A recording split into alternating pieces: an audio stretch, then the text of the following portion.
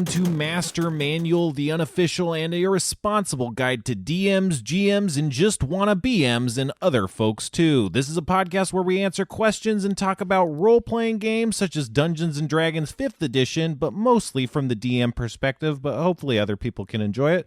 I'm Spencer Crittenden. I'm sitting here with my buddy... Cohen Edenfield. Hell yeah. Yeah, hi. Tell it to him, people. How's it going? Yeah. Oh, yeah, no, I can hear it. I can hear the feedback coming in off the waves. It's good. Yeah? It's just what I need right now. Now, this is the first episode we've recorded since I've edited the first episodes we've recorded. Oh, yeah. And so this is the first one that we will do fully hating myself. No. And it's the most awkward, shameful one I think we'll ever do. No, I mean, I'm riding high off the hog because I listened to those first 3 episodes, and I just did an increasingly theatrical chef kiss at that good editing and that good I had a real mumblecore vibe going for a minute there, and it's all good. It's all bad, and if you listen this far and you're still listening, I have no respect for you. Yeah, anyone still listening is probably getting off to it, and we shouldn't linger. Yeah, it's so it's probably good. Usually the most successful podcasts have an antagonism towards the premise of the podcast or themselves or the other hosts. So yeah, we got there fast though. Hoping to get into that, crack into that action, because it's definitely, I don't know if editing our own podcast is going to be tenable just for a self-esteem perspective for me. People like to feel like when they sit down to enjoy a piece of media, they like to feel like they have wronged its creator in some way. Oh, and are being taken to task. You're complicit in me hating myself. Yeah. If you listen to this podcast. No, but if you checked it out and you enjoy it, whatever, thanks for checking it out. It'll get better. Yeah, we'll stop doing things like this. We'll stop fucking around. So what you got any action? Yeah, a little bit. I committed like an idiot to I'm gonna be DMing a second game. Oh, wow. Simultaneously. Jesus. With who? The same group? A different group. Okay.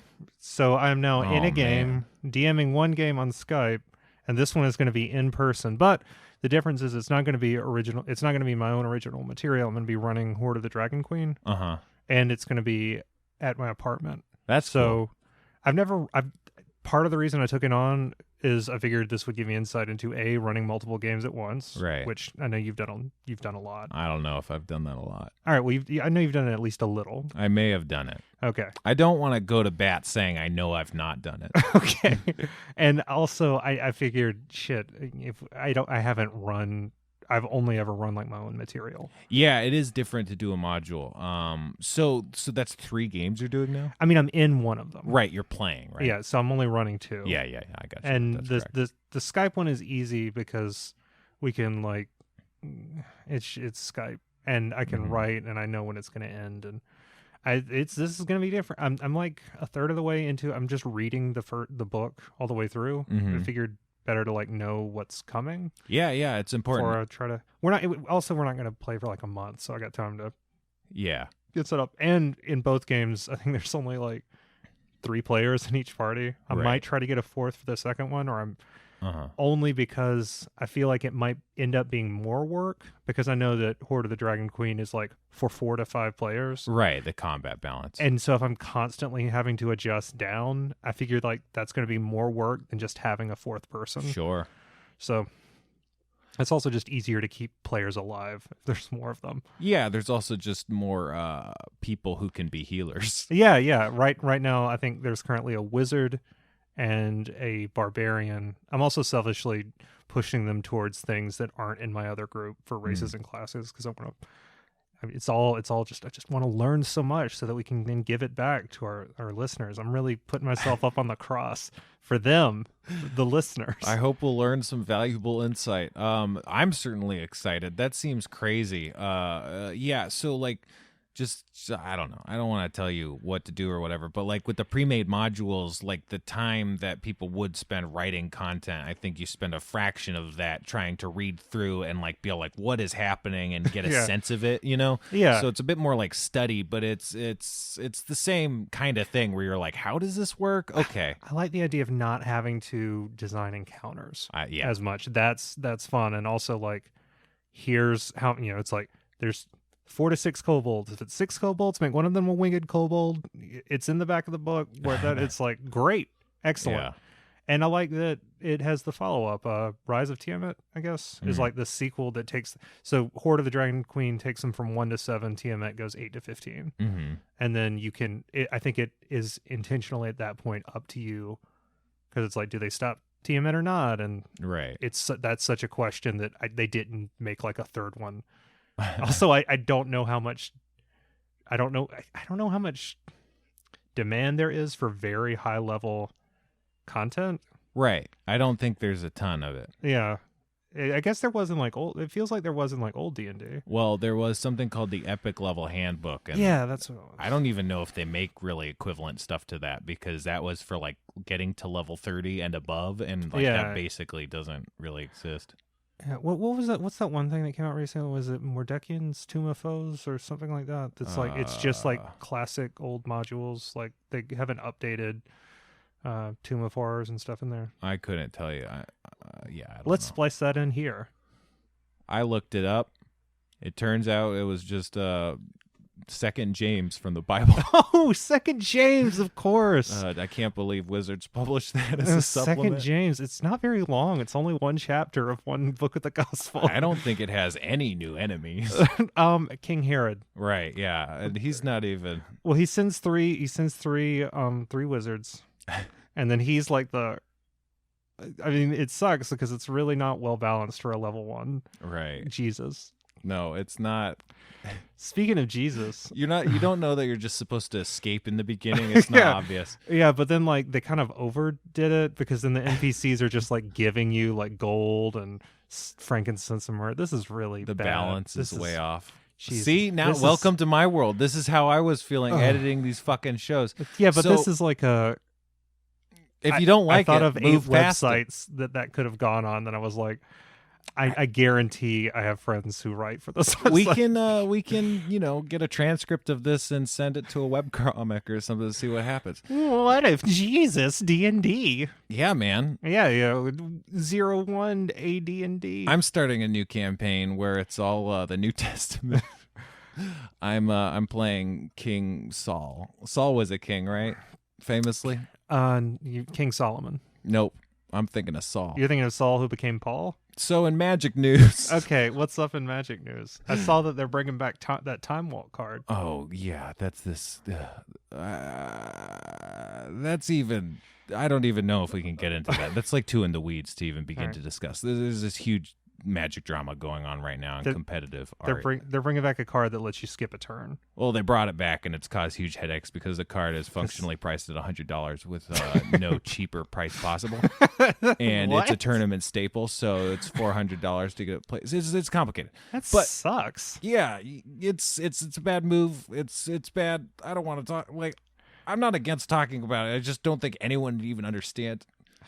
I think that everybody can grasp the idea of there need to be a $400 buy-in to exist. Use a competitive deck. Yeah, it kind of sucks. Especially because the win rates on this deck are like 80%, whereas like a good deck is like maybe 60 to 65% is like a pretty destroying deck, and so it's just like blowing out the water. I mean, the metagame shifts and stuff. Anyway, they're coming out with new commander decks, and so I'm really excited about that. I like those. Yeah, it's if you play Magic. Yeah, no, this is bad. Let's this is how you felt just earlier. Let's move off of this. Okay. We do a segment. What's it called? It's a segment that doesn't have a name. Are you talking about Helga Cruciform? Oh yeah, Helga Cruciform. Because last time we named it. Right. And now it's Helga Cruciform, the nameless segment. Right. So I guess it's formerly the segment with no name. Currently known as Helga Cruciform, the nameless segment. the nameless segment. Yeah. 2. Revenge of Helga. No, we gotta space these out. Okay, that's next time. All right. Okay, so yeah, go. Dreidel, no last name. Nice. That was what do you call it? Good discretion there. Thank you. Rodney Discretion. Rodney King. Larry King. These are just King real names. James too. Saul. No, okay. How about Georgio the Curing Peddler? Ooh, that's good. I like that guy. Or do I? Or is he a peddling curer? I like curing Peddler Yeah. because it's partially because curer is it's a hard thing to end a sentence with. Cure is bad. Rosie Hooligan. I just realized we didn't explain the segment. Oh yeah, we name names. This is a segment where we just riff some names. You can riff names too. Yeah, just say them in the pauses of us not saying names. Or over us, because we're not doing a good job. Yeah. No, what was your name? It wasn't good. I think it was Rosie Hooligan. Hell yeah. That's good. That's like a barbarian, like a gnome barbarian could be Rosie Hooligan. Oh yeah, easily. What do you got? Terrence Sternwald. Kettle Box. Kettle 2. Kettle 2. What? Fuck you, Kettle 2. Like Kettle 1. Yeah. But Kettle 2. Yeah, that's... No, that wasn't a real... That could not no, be... I got Kettle because there's a bottle of Kettle 1 in here. This is a fun part of the game, is that people can work backwards and see what we're looking at. Well, yeah, they'll eventually figure out where we are recording from. I can't just do polyhedral again. Dr. Pepper. Dr. Piper. That's good. Yeah, he plays his panpipes to cure you. Is there another word for doctor? Yeah. There's a Sawbones. Mm-hmm. There's a quack, a cure-all. Cure-all Piper. Cure-all Piper. Cure-all actually sounds like it could be a name if you spelled it weird. Nagahide, the dog wizard. That's good. That's really good. Yeah, he summons packs of not wolves, because his magic can only summon domesticated dogs. He can't summon wolves. I think this light's going to explode at some point, so that could be fun. Yeah. I feel like there was a D&D supplement or product just released recently that was about how you could play as dogs in D&D. Oh, was it called D and Dog or Dog and D? Something like that, yeah. D&D and Dog? Yeah, something like that. Yeah, that sounds pretty dope. Yeah. Did you say dope or dumb? I said dope. I'd agreed either way. Yeah. I mean, it's kind of dumb also. Yeah, everything's kind of dumb. Reginald the Heart Stealer. Fumbles McGruber's the bumbling pickpocket. Okay, I think we got a lightning round. Yeah, okay, go. Okay, Blood Hardigan. Stubens. Kelly Raps Whistle. Parnassus Perlay. The Dead King. Bread the Dread. Baker's Olive. Stephanie Weir. Kate Murder Crow. And that was Helga Cruciform, the nameless segment. Let us know on the Twitter at Master Manual Pod who you think won this round. Everyone but the listeners. Yeah. One people who didn't listen. All right. We need a question. The true winners are the people who didn't tune in. Yeah. They just got to ride that good episode 3 high and then never came back. That's what's up. This is the new normal. It's normalized. It's like people who didn't come back for the second season of Stranger Things. They knew what they were doing. Yeah. That's what you can be too.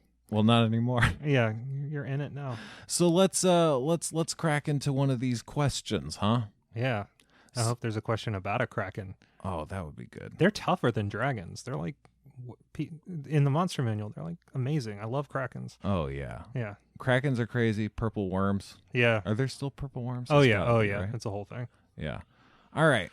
Tio_Acosta from Instagram asks, what's the best way to introduce character creation to a brand new player? So, what's the best way to introduce character creation to a brand new player? So the process, character creation, I guess, as a process. Right. Which can be a little bit intimidating. It's definitely the most in sitting down in D&D that you have to sit down with a book and answer a bunch of questions and do a not insignificant amount of small bits of math. Right. I always tell people it's the part that most resembles doing taxes. Yeah. Because you're looking at something that looks like a tax form. You're doing little calculations based on an instructional sheet that's not on the form itself. And it's based on a lot of arcane nonsense that you don't understand. So it can be very intimidating. Yeah. So I've been doing a lot of this just recently. Because like the people who I've like I'm playing a game with, I'm going to be running the second game, I'm already like getting character stuff from them. Right. I think that the best way is to just present them with, ask them if they have any ideas Right. to start with, and build off of that. If they know they want to be, like a roguish type, introduce like the rogue classes. Mm-hmm. Like, okay, do you want to be more of like a thief, or do you want to be more like I guess I kind of painted myself into the corner with rogue because Yeah, really say like rogue. martial versus magic, maybe. Yeah. Like if they know they want to be a fighter, you Right. can be like, do you want to be like a monk or a barbarian Ranger. or a ranger? Yeah. Or if they know a character that they like, ask them what they like about that character. But then you move into the race, give them the list. Yeah. If they answer questions as they have them.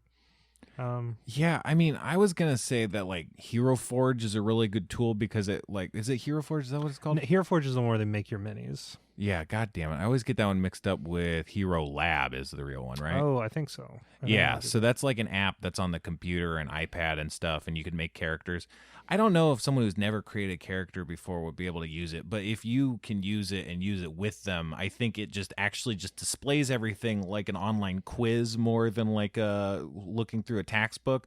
Yeah. So it's something you might want to use the book with to kind of, so if when they're looking at races and they're like, I don't know anything about this, then you pull out the book and show them a picture of like a half orc or something and kind of leaf through it. But generally, I think that kind of, it presents the options in a lot more easy to follow format than leafing through the book and following the instructions in the textbook. So you might get some mileage out of that. The app costs some money, but it's if you play consistently, it's worth it. And I think you can get away with using only one copy and have everyone share that if you just want to get away with character creation. Yeah. One thing I'd say is if you're going to be doing character creation not in advance, dedicate just one full session is just going to be for Or creating more. characters. Yeah, it takes a long time. A lot of times people are like, we'll make characters and then we'll play, and that almost never works out. And you're going to be worn out by the time it gets to playing. Yeah, it takes some hours. It's just get as much of it as you can done in advance, even if it's just picking races and classes, and then help them with the AC and all the esoteric bits. Yeah, I mean, really just make them make the key decisions and then you can fill it in for them. I don't know. I think like when you're talking about a new player, it's just good to show them where they're going to be looking on the character sheet. I even color code it sometimes. It's like, okay, the saves are pink and then the ability scores are red, but then the modifiers are yellow and then your equipment is here, and then that way, then I just have like a little key and it's like, okay, what's your save? It's in the pink. And then they can that's go really leaf to good. that. I've never thought about that. That's a really good idea. Because it's not a perfect. You aren't saying, oh, you're looking for strength modifier. So they're not looking for the tiny text. You're pointing them in the location, and then they're using their knowledge to figure out where they're supposed to look. So it kind of gets them into looking at the character sheet and understanding how to leaf through it a bit better. Yeah. I haven't done that too many times, but anytime I've done it, I'm like, I got to just do that every time. There's no reason not to. Even if you don't even explain it or ask for it like that, having it color coded just helps people keep it straight in their mind. It breaks up that page, right? Which can be, things can kind of, it's hard to think back to be like, oh, right, 3.5 years ago, I had never had a character sheet before. Like I didn't immediately be like, oh, strength is here, top left, equipment's down here, bonds, whatever. Definitely. That like geographical familiarity with just the page space is something that's easy to take for granted. Right. I mean, all of it is so obtuse to like the outside listener. I find that the concept of ability score versus ability modifier is one of the hardest things to parse. So I would color code those separately, just to make it easier to distinguish, because it's to me it's something is the score and then something's the modifier, score modifier, but then to someone who doesn't understand that, it just that little block with just the pluses, that's just that math done, just your proficiency, adding your proficiency to that is just, that's the good shit. I love that. Yeah, that block. Yeah, tell them to look for the block. Yeah, also with new players, I like to stress the modifier over the score. It's like the score just is what gets you the modifier, and the modifier is what you need to know. I've even heard the advice to like write the score in the smaller one in the little circle and write the modifier bigger above it. That's just because it's just easier to get to that. That's the Yeah. Because it's not a super intuitive system that it's like. No. Oh yeah. It can go up to 20, and you roll a d20, but that's not what your thing is. You subtract 10 from it, and then divide by 2, and then round down, and then add that to it. None of it's intuitive at all. There's a reason they made video games. Yeah. It's to do all this shit for you. To hide all the structure that's mechanically relevant, but not necessarily fun for a lot of people. Yeah, but super fun for us. Oh, we love it. That's why we play Shadowrun and GURPS. Because we have autism. Yay. I mean, dude, I do. I don't want to presume. I like to think of myself through the model of non-neurotypicality. That seems like a statement that proves itself true as if it is as it is uttered. Sure. All right. What is it? Break time? Here. Well, let's take a quick break. Let's go to one of our sponsors. Yeah. Hey guys, it's me, Spencer. We want to talk to you about dragon milk. Dragon milk? Dragon milk is the milk for dragons, not by dragons. Not by they don't make it? Dragon milk is spun from the dragon milk spiders of the Underdark, and because dragons can't be bothered to make their own milk. They also can't get down there unless they're shadow dragons. No, that's where the driders come in. Yeah. Driders are like a centaur, but a spider. It's very sexy. The driders need your help. They're not doing so well. And for the price of less than a cup of human milk, that's milk from humans, not milk for humans, you can... I think I've lost... What is... You can get the dragon milk for your dragons and also help the drider community. Yeah. Which is struggling. It's good for you. It's giving back to the community. Because it sucks. Because, like, they have such a cool community, and then you just get these Drugar just come in. Is it Duragar? Dwergar, I think. Dwergar. Under dwarves who just Evil come in dwarves. and they just fucking gentrify the shit out of it. They come in mining their silver. They get large. They don't even, and it's like, stay in your lane. It's the dwarven one. It's like, what are you, a dwarf or a giant? You can't have it both ways. Anyway, get on down there and slap a spider's titty and get some milk for your thirsty dragon. Or, you can have it too. Yeah. But I wouldn't recommend it. No, it'll kill you. It is actually, don't drink it. It is lethal also for dragons. Use the promo code Master Manual. Master Manual Milk Titty. Master Manual Milk Titty at checkout. All right. Okay. All right. Well, we're back. Hey, we're back. That was our break. I sure did enjoy that suite of products. Yeah, just as a reminder, it's hard to keep the lights on. It must have cost at least $20 to host this podcast. So, if you can, just please click the links and email if there's a contact. Just email the company and tell them how much it means to you that we're being supported by their advertising efforts. Yeah, it would mean a lot. I think I just ate a moth. Really? I don't know. How can you not be sure? Is it? Find out. He's checking. Yeah, a bug flew into my mouth. Well, this is good. This is a good omen, huh? It's a good omen. That can't be a good omen. That has to be bad. Yeah, no, that was sarcasm. Okay, thank God. I don't know. I mean, I guess it's like it didn't kill you. Well, this is a good time to introduce our next new segment. Yeah, we're really on a roll. What do we got? This is a game, I think we tentatively call it Loot Table or Brute Fable. Oh, that's good. That rolls off the tongue. Yeah, I like it. And so this is a game where we're going to roll dice to determine random things, and we're going to riff like a content concept, like a monster or a magic item based on what we roll. Oh, yeah. Our riffing has been really strong this episode so far, so I'm really confident about Georgio, the Curing Peddler. Oh, yeah. Yeah, that is the one that stuck. I still feel like I have bugs in my mouth. Have a delicious taste of Coca-Cola to wash it down. I like it, actually. Oh, okay. Well, who am I to judge? I don't know. Cohen. All right, so I got this. Yeah, that's me, and I'm the one to judge. I've got this heavy metal D6. So when I roll it, and I don't know if it'll come into the mic, but I mean it's pretty loud. Oh, hey, we got that. All right, I got a 4. What does that mean? A 4 is a magic or other item. Okay, so it's not going to be that easy. We gotta have another thing, right? Yeah, so now we're going to roll the curveball. That's Yeah. going to switch things up. The curveball we're using today is just a tarot card deck. All right. It's going to give us a direction to riff. Right. It seems like the card is... We got the Page of Pentacles. What does that mean? I'm using my app, which is the Golden Thread Tarot app. I love it. This card, Page of Pentacles, signifies dreams, desire, and new opportunity. This card indicates that you are on the brink of giving life to a new venture or opportunity that brings you luck in the material world.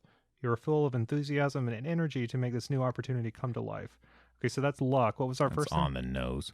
Was magic or other items, as opposed to like arms and armor. Okay. Well, specifically, pages are children, a new spark, holder of energy. Pentacles are earthly material. I think we could do something with like your luck being renewed. Right, like a new luck genesis item.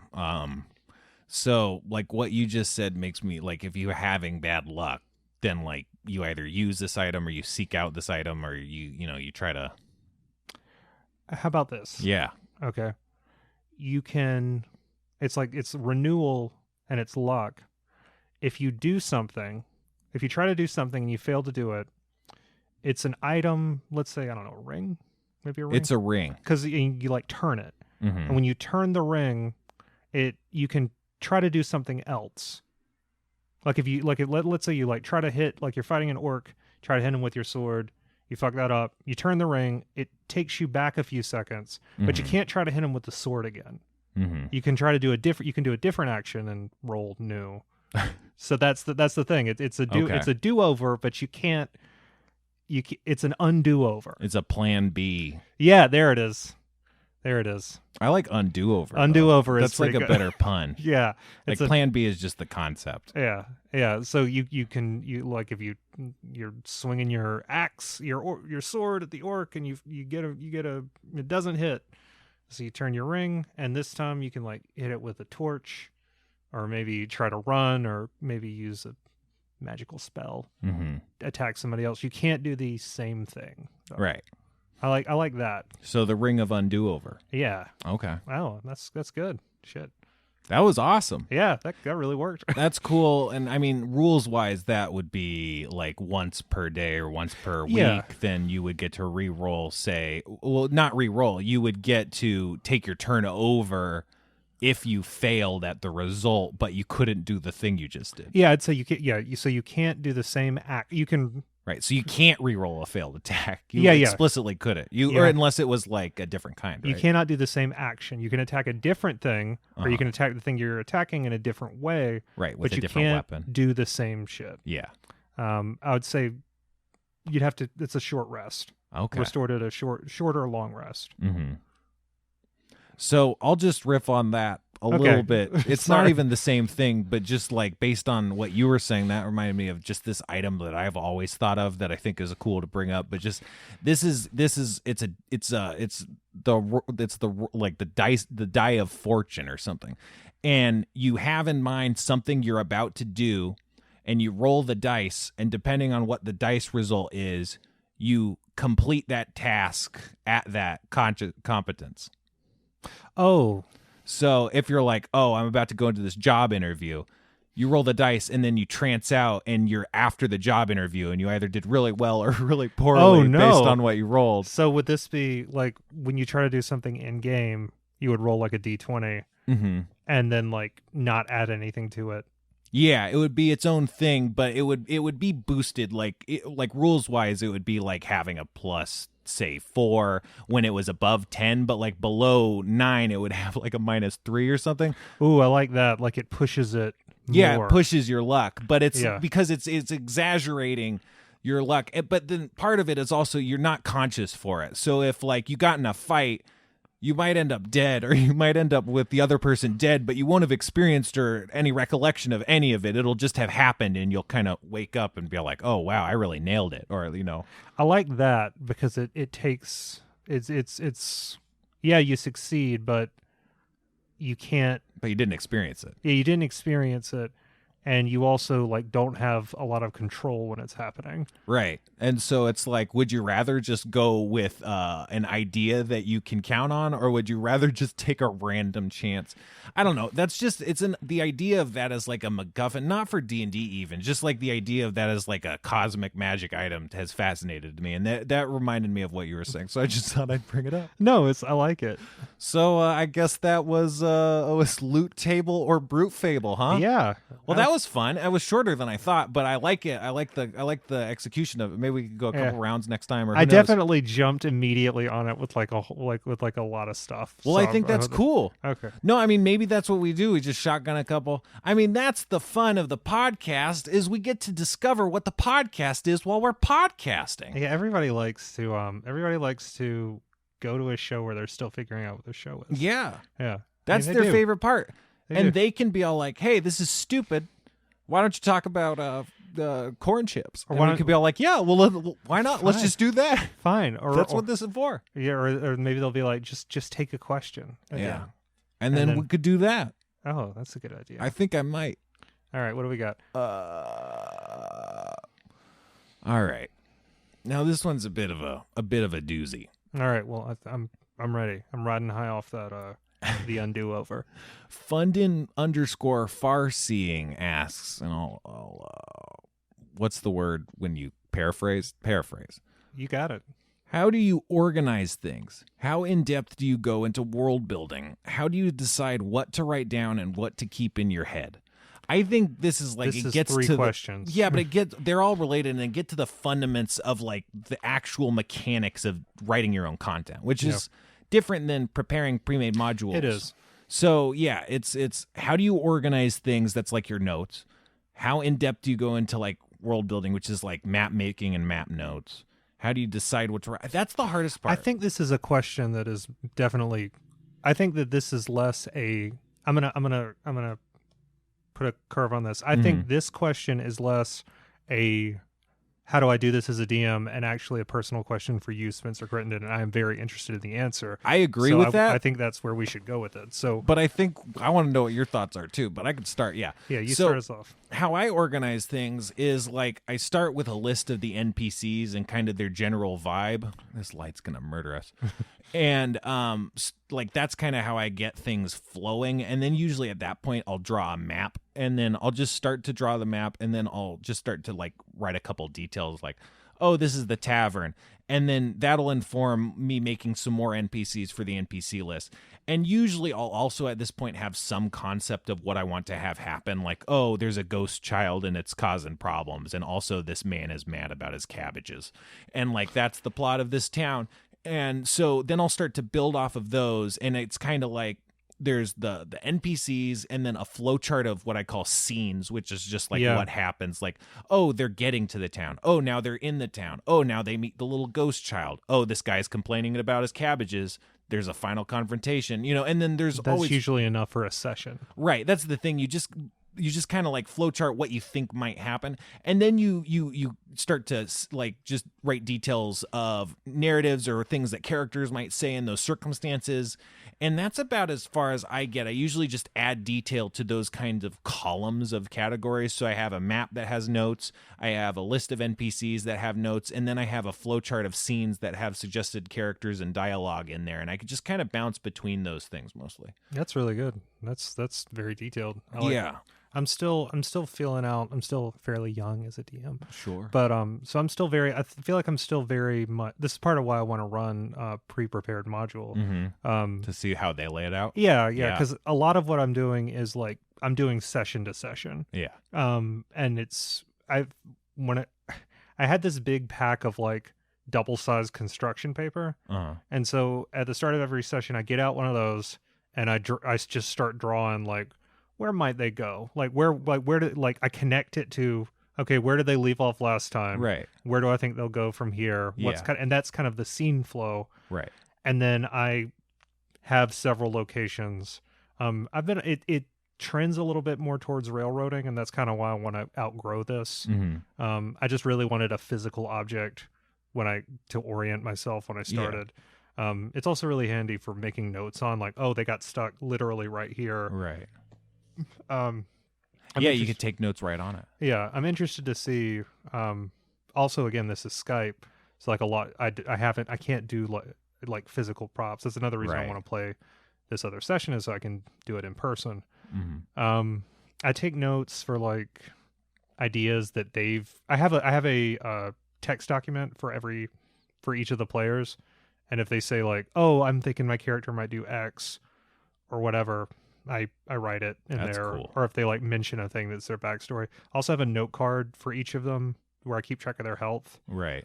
and like what their initiative is, and if they've used X power, so that I can just keep track of it. Right. 'Cause it's easy for them to forget. Mm-hmm. Especially conditions and temporary. Yeah, like, oh, you've got Bane, I need to be remembered to Right. roll a d4, and I slot monster cards in there when I'm doing combat.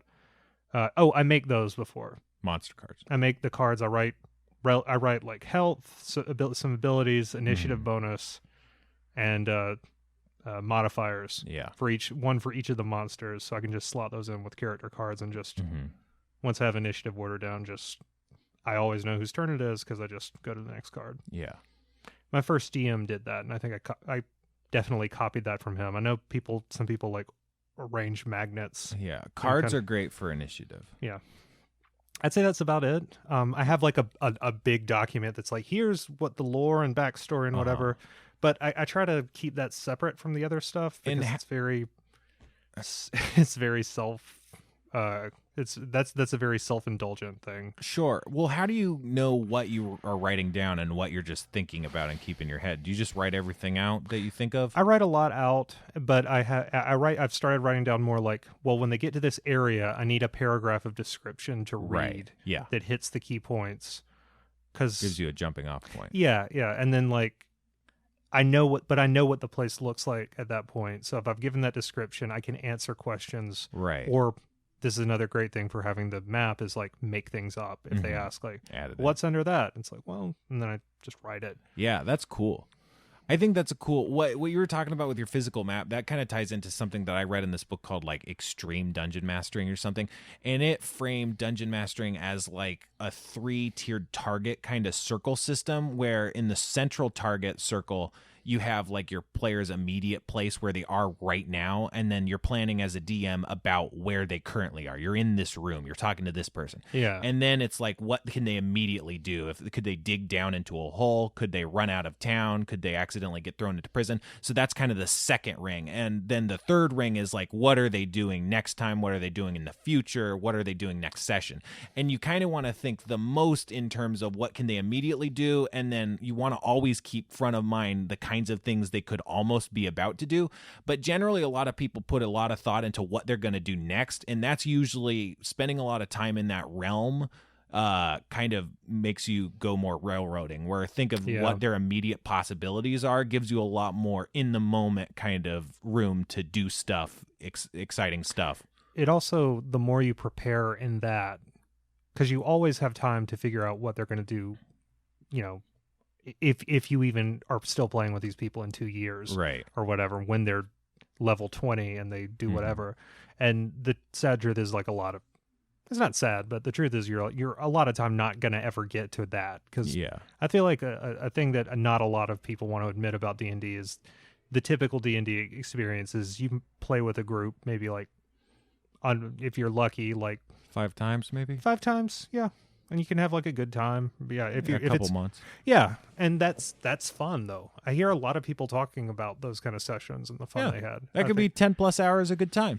I think people describe those as like failures a lot. Right. Because we're used to thinking of them like an abandoned video game. Right, exactly. Because we didn't finish. It didn't end. But it didn't complete. Like we were talking about earlier, there's a reason they don't make a lot of content for like 16 to 20, level 16 to 20. Like, right. It always cracks me up when I see people saying like, oh, well, like the monk is underpowered because its level 20 power is not as impressive as the wizards. And it's like, do you know how the like fucking microscopic percentage of people who are going to get to level 20 with their monk? Yeah, no one does. Yeah. I remember in the 3.5 book, like a level 20 monk had unarmed damage at like 1d20 or something like that, and it's like, this is gonna be awesome. And that just that's impossible. He never got there. But so like it never got to be awesome. I just wanted to say, Rodney Thompson, who's a semi-famous DM game designer who worked for Wizards, he had like an article that was like his layout of dungeon mastering sheets, and how he did it is he did map notes. He did NBC cards, NBC motivations, a flowchart of the plot, and he always had a big list of random events to shake things up. So when he felt that things were moving too slow or things weren't proceeding the way he wanted to, he'd consult his list and be like, oh, a fight breaks out, or a gremlin sneaks out of the tavern and causes a ruckus or something, just so fun, interesting things are happening to engage it. And so he has that as something in his pocket to where unplanned circumstances happen or whatever, he can just throw this thing that he's semi-prepared into it and then start to like build off of that, and gives him some cover to do his thing. So that's another method maybe. A thing that I think the big fear is that you're going to be sitting there and your players are going to be looking at you like, okay, what happens next? Right. And you're not going to know what to say. Yeah. That's like the terrifying thing. But I see that happen so rarely because in general, your players are going to be trying to do shit. Yeah. You're going to be responding to them. And if you have even the vaguest sense of any improvisational, that's why that list of random stuff is really good. Right. But you can always just have like a skeleton. Yeah, it's pretty easy to in. add combat. Also, just I don't know if this is an easy thing to do, but I'd say it's usually good like idea to be like, if you can kind of make people like hang back and just kind of be like, maybe just cruise around a little bit, like do player character kind of role playing stuff. Also, it's fine to just say, I really ran out of stuff. Like we can keep going, or I could stop. Like I've seen that happen, and I think that's fine, because sometimes you just rip through something way faster. Like sometimes you just get like you magically or find a way to bypass like 3, I don't know, in Minds of what was it? Lost Minds of Phandelver. Lost Minds of Phandelver. I think there's a way that you can find this like rope, this I think there's a way to accidentally go backwards through the dungeon and end up way early into the final boss chamber. And so we did that. And so we just ran through the dungeon in like a quarter of the time. And then we just like, we got all the treasure in the last room, went into another room, and we're like, I think we did this backwards. Then we went into the first room and we're like, yeah, there's nothing here. And then we left. And then it was just like, well, that took like 20 minutes because we only did like one combat. And then we were like, we got the head of your chief, what are you going to do? And so no one was prepared for that. No one necessarily has to be prepared for that. Yeah. Like sometimes and so then, maybe watch TV or something. Yeah. But like that's fine if you have to give up. I mean, definitely don't default to that. But like even that worst case scenario isn't as bad as it seems like it'll feel. Yeah. And you know what? The fun, one of my favorite things to think about is, well, what if I had to suddenly make this something else? Mm-hmm. So, I had to, let's say, you're holding the head of the chieftain, and there it's like, oh God, that was only 15 minutes. It's like, well, what if it turns out that there's a dragon egg in there and it hatches, and now they have to deal with like a black dragon wormling? Yeah. That can go good or bad. I'd say go for those things because they're easy enough to undo. But yeah, like definitely, that's the thing, is definitely just try. Like, because I remember a circumstance where we were following people made it out of feces to their feces homes, and that was probably a situation where, but try stuff, and you could always make the feces people go away or eat themselves or disappear or get destroyed, or who knows. But you could write yourself out of quarters that you write yourself into, and if you can't, tell everybody that you apologize, so that you gotta stop and come back to it. Do you own any board games? Like have one of those on hand, like a good one. People learn how to play Magic. Get a good 4-6 people. Yeah. Can you have that many people? Oh yeah. I mean, it's not as fun, but you could do it. Wow, that does sound like a lot of work. You take less turns that way. Yeah. Oh yeah. That's what another reason I like having these like 3 to 4 Small people groups. It's just it's way easier. Oh yeah. It's easier to keep everyone involved and happy. Yeah. Yeah. All right. Well, I hope that answers your question, huh? Yeah. I guess it's time for our last segment. Amlinals. amlimoles or amlinoles? I think just elminal alternate monster lore. Amlinoles. There it is. Amlinoles. AMLINALS. Alternate monster lore amlinoles. Yeah, there we go. This is a segment where we try and come up with different takes on more common monsters to kind of make goblins more interesting than your average goblin or whatever. Yeah. Okay, so what do we got? What's a good monster?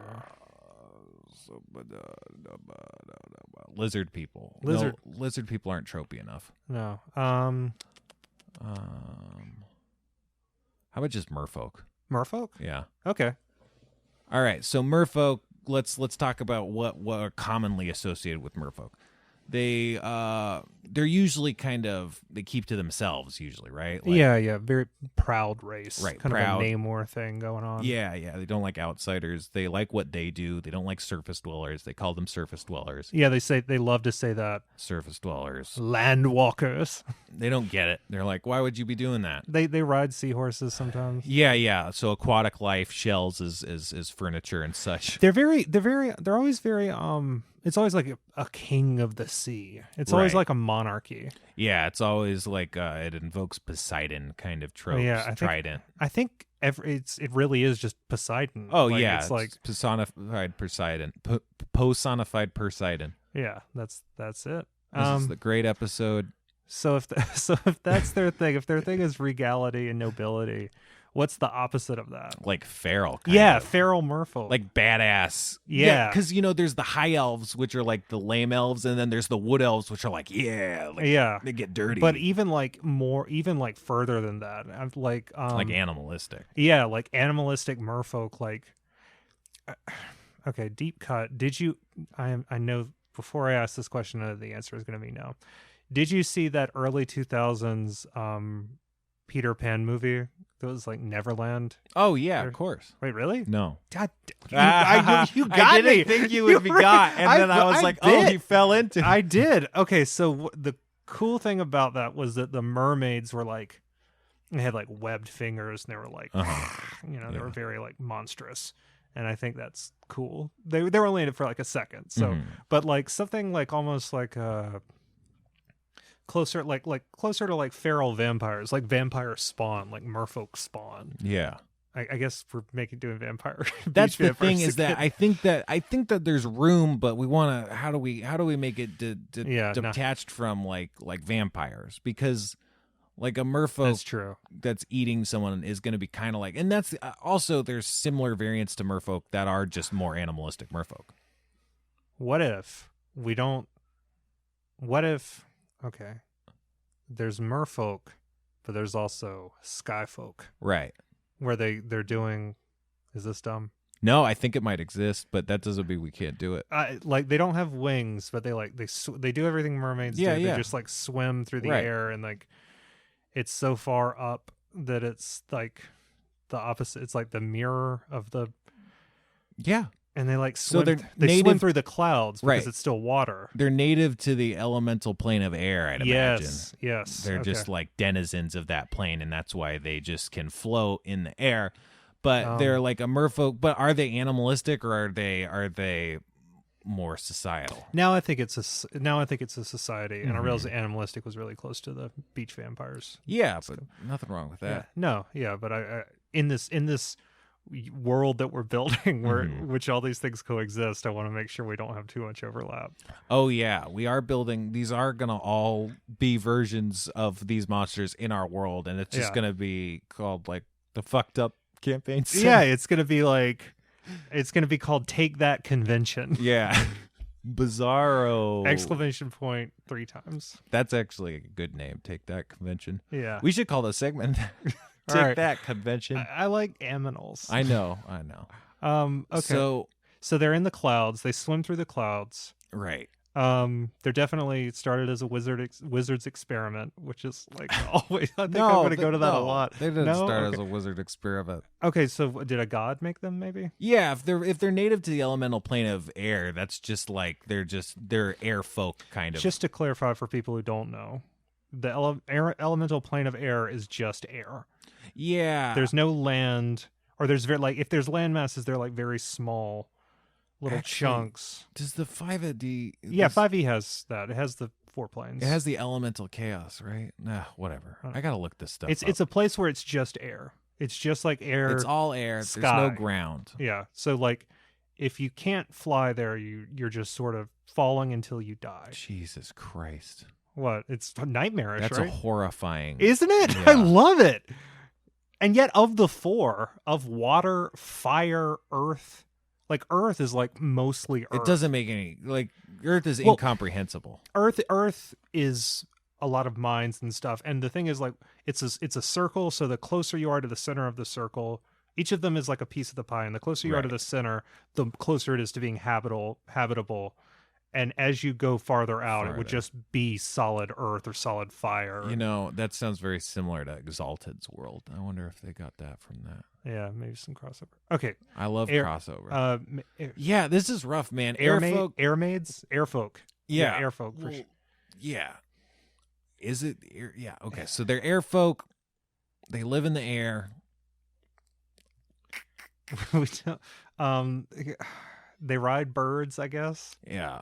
I like the idea that, okay, so here's the thing. They're not good people. No. They enjoy watching mortals fall for eternity until they die of starvation. Yeah, that is what happens. And so they come to normal planes to steal people for their entertainment. They ride on storms. Okay. They ride on storms and that's clouds. Where the borders between the planes are weakest. Yeah, they exactly. So they do these raiding parties where they would just swoop down, through flying, but it looks more like swimming, and they would just use their sky nets, which I guess would be made of. It is hard. Well, Skynet is the bad guy from Terminator. Right. Yeah. So they're using all these AIs.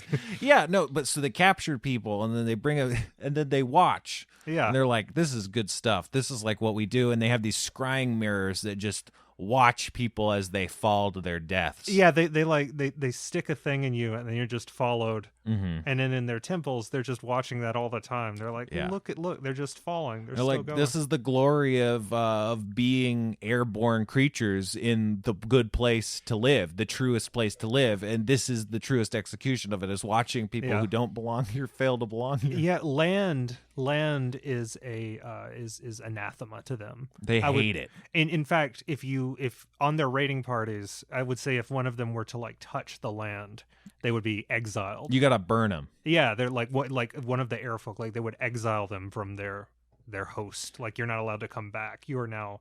Well, they staple you to the ground. Well, how about they lose their ability to fly at that point. if they ever touch the ground, they lose their ability, and now they can't come back. So, and that's part of why they hate mortals who are landbound, because it's those fucking losers, they gave it up. Yeah, and definitely in their cosmology, we would all humans would just be sinners, people who embraced the dirty earth. Mm-hmm. Okay, so that's Airfolk. You think we should go further?